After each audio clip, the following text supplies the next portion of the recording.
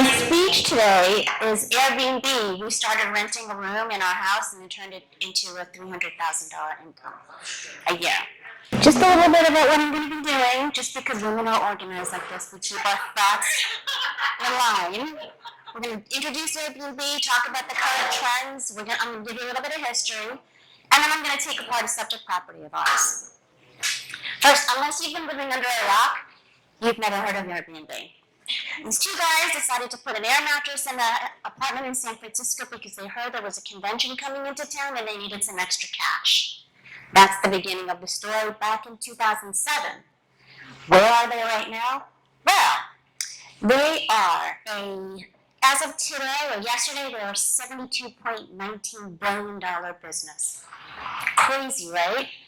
There are over 4 million hosts on Airbnb and a total of 900 million arrivals over 220 countries over the past year.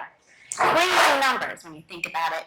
What's the most interesting thing about this slide to me is that the highest rated hosts are senior women. Why do you think that is? Because they can. Because they're trustworthy, because they think about the details of making a truly personal experience. That's what I think. I'm taking these quotes from the internet, so of course they must be true. Right? Anyway, so that's a little bit about Airbnb. Strong history. Very early on, Tom and I were early adopters, but I have to tell you, I am the naysayer. I am the one that didn't believe that we can do it. When you first start an Airbnb profile, you are required to have 3 outside people vouch for you, write you a testimonial, and say that you are going to be a good host. Tom came to me and said, "Will you write me one?" And I said, "No way. No. He went to his best friend who was over there and said, "Will you write me one?" And he said, "Nope." This is how much we did not believe in the business. But Thomas has paid off for us pretty good these days, right? Yeah, okay. The reason I say this is because now, this is the timeline of what happened. We were early adopters in 2013, so that was 6 years after Airbnb started. By the first year, we were at over $95,000 annually in our Airbnb income. January 2021, we created a second profile in Airbnb. And the reason why we did that was because our first profile had the premier properties, the beautiful ones in the beautiful communities. Our second ones were in urban environments, not as beautiful, not as high end. Because we wanted to separate the profiles of the people that were looking at our properties to buy, number one. And number two, Tom and I are extremely competitive people. And I said, "Honey, I'm going to become a superhost before you do." And so it's still considered kind of a competition between the two of us as far as who can get higher ratings. Because the higher the ratings in Airbnb, the more likely that you are going to get bookings, which means you're going to be bringing money into your house. Again, but now we fast forward to 2022, height of pandemic, we had $300,000. Why is that? Because a lot of our properties are in very rural environments, bigger properties where when COVID happened, people couldn't go on vacation. They couldn't gather, they couldn't be together. Our properties became the perfect place for families to actually see each other. We didn't have those same kinds of restrictions that the hotel industry had as far as having a certain amount of people in those places. Funny story about that too. One of the biggest properties that we owned that we lived in at the time was in a really rural environment. We rented that house on Airbnb full time and then moved into the city, into downtown Boston, because the rents were so low because people were evacuating. They were trying to get away from being together, and it gave us a fantastic opportunity to live in downtown Boston. So that's our story, right? But I want to go back. I want to go back to 2013, the day that Tom said, "Marissa, I think that we have all these extra rooms in our house. We should probably rent a couple of them out. Times were not good for us. We needed the money." And my first thing was, "Nope, don't want to do that. I don't want strangers living in my house." Do you guys want to know why? Why I didn't want to do it? This is why. I had 2 daughters at the time in 2013. One of them was 13 and one of them was 10. And I didn't want them to see us living with strangers. I wanted to protect them from knowing what was going on in our lives at the time. And I didn't want them to know that we had to take in boarders. That was my why. Why now? I was such an idiot, but that's all right. You live and learn. Moving on, subject property. This is the property that I started talking about, that big house that we moved out of to move into the city. I actually had the wonderful opportunity to have breakfast this morning with two lovely ladies, and we went by the property earlier and I gave them a tour. Now you guys know what I was talking about, right? You see what I'm saying? So this house is 5 bedrooms, 4.5 baths. It was a property that we first purchased and acquired. Thank you, RCN Capital. They helped us acquire and also do renovations. We refinanced that and made it our primary residence before we put it on Airbnb. So that just gives you a little bit of stats. The loan amount that we currently have on it, the PITI is $2,900, and the traditional rental rates that you're looking at right now, $4,000 a month, is directly from MLS PIN. This estimate, I'm sorry I had to use the Z word, but most people that are not in real estate know what the Z word means. I had to just put it in there. I couldn't help myself. What does it look like now? Numbers are a little bit small, and I apologize about this, but as I said, in the next day or two, I will make sure that all the presentations are on our website so you can see this. Gross income on this property is over $106,000 annually. That's April to April. And so when we look at Airbnb versus a traditional rental, that's subject property, these are what the numbers are that we look at. You'll notice the monthly expenses I have under an average monthly rent is more than the PITI because I also took into consideration that I'd have to pay for water, sewer, and I also have to be responsible for landscaping and snowplow. So that's what the increase is there. And you'll notice that my expenses on the monthly Airbnb side of it is much higher. It's because I have to pay for all the utilities, and I also have to pay for the cleaning as well as supply costs, things like toilet paper, paper towels, and so forth. So that's always going to be a higher number.